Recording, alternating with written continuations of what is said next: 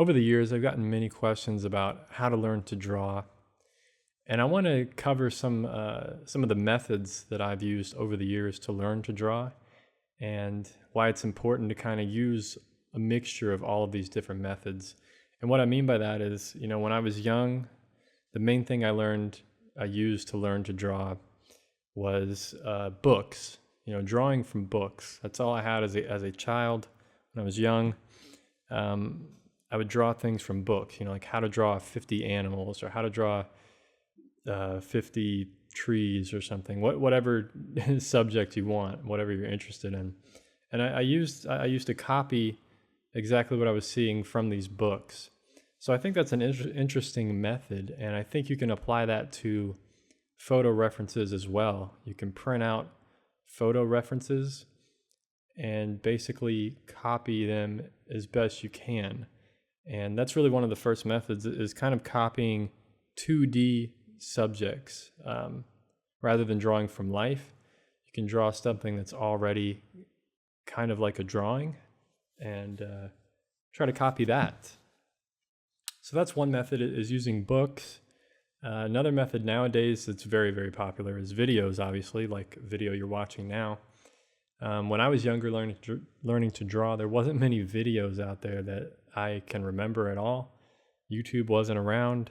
There was one guy on TV I used to watch that drew stuff really quickly. I couldn't even tell you what it was called, but that was inspiring, I guess, inspirational, if nothing else. So I think a mixture of like video, books, a drawing from life, utilizing all these different methods. I always get questions like, should I draw this, or should I draw from life, or should I draw from photo references? Should I do this, or should I do that? And usually the answer to that question is usually do a mixture of both. You want to have strengths in all areas, strengths in both areas. And that's something I try to do for the most part with my drawing. Sometimes I draw portraits, human portraits. Sometimes I draw people. Sometimes I draw animals. I try to draw everything. I did that with my painting as well. I did some oil painting of portraits, landscapes, still lifes. I had this mixture of all these different subjects, trying to build up just kind of my library of paintings, subjects, and trying to figure out how I painted certain things, how I drew certain things, and just understand different processes and methods. And I think it's important with drawing as well. Try all different materials, pens, graphite, charcoal, try to figure out what you like and then just get really good at that. But anyway, I'm kind of getting off topic here. So, these different methods, I think it's important to have just a mixture of everything. I've read a few drawing books in the past. They're kind of very specific. One of them's on portraits, or one of them's on different just methods overall. I think it's good to take a look at some of these books. So you can find them for free online nowadays, or you can go on Amazon, get some books there. You can get like the Kindle version, and they're pretty cheap usually, for the most part, $5 to $10. It's definitely worth it if you find a book that's has some good reviews that you've heard that's really good, because you're going to get a lot of info in a book that you can't really get in a short video format like this. So I think having a mixture of everything, like video is going to show you how the process works, how it evolves over time, how to build up a drawing, and that's something you can't get from a book.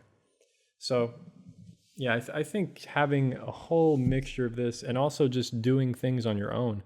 The way to learn drawing is to do it more. It's really the only way you're going to learn. You can read as many books as you want, watch as many videos as you want to, but it's not going to improve your drawing for the most part. It can improve how you think about drawing, and how maybe next time you go to draw, you can change kind of your method and improve something very quickly. But in the long run, it's about putting the work in, drawing from 2D references. So copying things that are on pieces of paper already, photographs, other drawings, copying just illustrations in books, things that are already flat. And then the other method is drawing things from life.